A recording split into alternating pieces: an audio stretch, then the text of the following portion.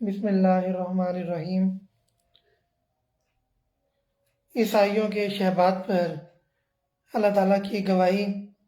کل یہاں پر ہم نے اپنی بات کا اختتام کیا تھا، اور سورہ نام میں آتا ہے کہ فرما دیجئے کہ کون سی بات اللہ کی شہادت سے بڑی ہے۔ فرما دیجئے کہ اللہ کی بات، اللہ سب سے بڑا، اللہ کی بات سب سے بڑی، مسئلہ توحید سب سے بڑا اور سب شہادتوں سے بڑی اللہ کی شہادت ہے۔ مفسرین نے نقل کیا ہے کہ یہودیوں کے دو بڑے عالم شام سے مدینہ میں آئے۔ انہیں معلوم ہوا کہ یہاں ایک بزرگ ہیں جنہیں لوگ نبی کہتے ہیں، چنانچہ وہ نبی کریم صلی اللہ علیہ وسلم کی خدمت میں حاضر ہوئے۔ آپ صلی اللہ علیہ وسلم پر نظر پڑتے ہی انہوں نے تورات میں بیان کردہ علامات کے تحت یقین کر لیا کہ آپ اللہ کے آخری نبی ہیں۔ انہوں نے پوچھا کہ آپ محمد صلی اللہ علیہ وسلم ہیں؟ آپ صلی اللہ علیہ وسلم نے فرمایا ہاں۔ پھر انہوں نے کہا کہ آپ احمد ہیں؟ آپ صلی اللہ علیہ وسلم نے فرمایا ہاں، میں محمد اور احمد صلی اللہ علیہ وسلم ہوں۔ پھر انہوں نے عرض کیا کہ ہم آپ سے ایک سوال کرتے ہیں، اگر آپ نے صحیح جواب دیا تو ہم آپ پر ایمان لے آئیں گے۔ آپ صلی اللہ علیہ وسلم نے فرمایا پوچھو۔ انہوں نے سوال کیا بتلائیے کہ کتاب اللہ میں سب سے بڑی شہادت کیا ہے؟ اس کے جواب میں اس وقت یہی آیت نازل ہوئی۔ آپ صلی اللہ علیہ وسلم نے انہیں یہ آیت پڑھ کر سنا دی اور یہ سن کر مسلمان ہو گئے۔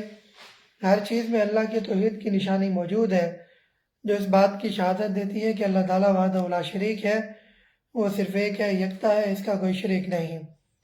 فرشتوں کی شہادت سورہ نحل آیت نمبر 14 میں اللہ تعالیٰ جبرائیل کے ساتھ فرشتوں کو نازل کرتا رہا اپنے بندوں پر جس پر چاہا کہ خبردار کر دوں کہ میرے سوا کوئی الہ یا معبود نہیں ہے۔ انبیاء کی شہادت۔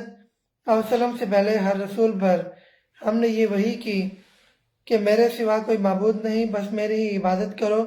اسی طرح انبیاء کے وارث علماء حق بھی یہی فریضہ ادا کرتے ہیں اور شہادت دیتے ہیں کہ اللہ کے سوا کوئی عبادت، دعا، پکار، نظر و نیاز اور سجدہ رکوع کے لائق نہیں۔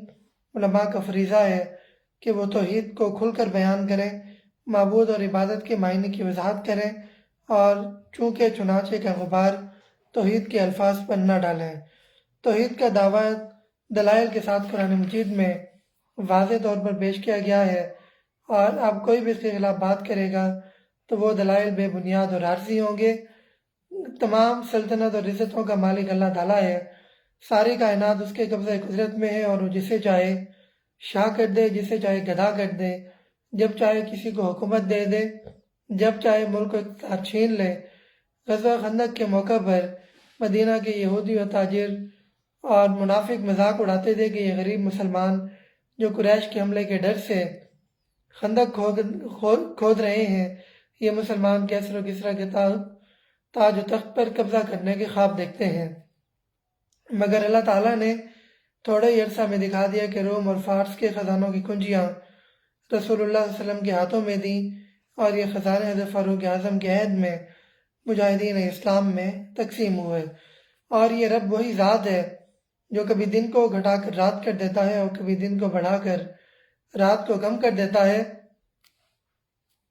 اور مثلاً ایک موسم میں دن 14 گھنٹے کا اور رات 10 گھنٹوں کی، اور کبھی رات 14 گھنٹوں کی اور دن 10 گھنٹوں پر محیط ہوتا ہے۔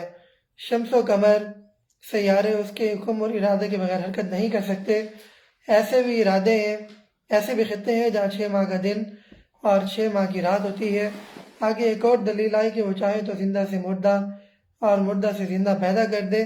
اسی طرح وہ چاہے تو صالح اور نیک والدین سے بد کردار اولاد اور بد کردار والدین سے نیک اولاد دے دے۔ وہ قادر مطلق ہے، ہر چیز پر قادر ہے، اور جسے چاہے بے حساب رزق دے، اور اس کے بغیر کوئی کسی کو رزق نہیں دے سکتا۔ اور وہ مخلوق کو ایسی جگہ سے رزق دیتا ہے کہ جہاں پر مخلوق کا گمان نہ گزر سکے۔ اور یہی وہ توحید ہے کہ جس کا ذکر قرآن مجید میں بار بار آتا ہے۔ قرآن مجید کی 1000 سے زیادہ آیات کے اندر یہ تذکرہ آیا ہے، اور قرآن کا بنیادی مفہوم، بنیادی مقصد ہی عقیدہ توحید ہے۔ اللہ تعالیٰ ہمیں اس عقیدہ توحید کو سمجھنے اور اس پر پختہ کاربند رہنے کی توفیق عطا فرمائے۔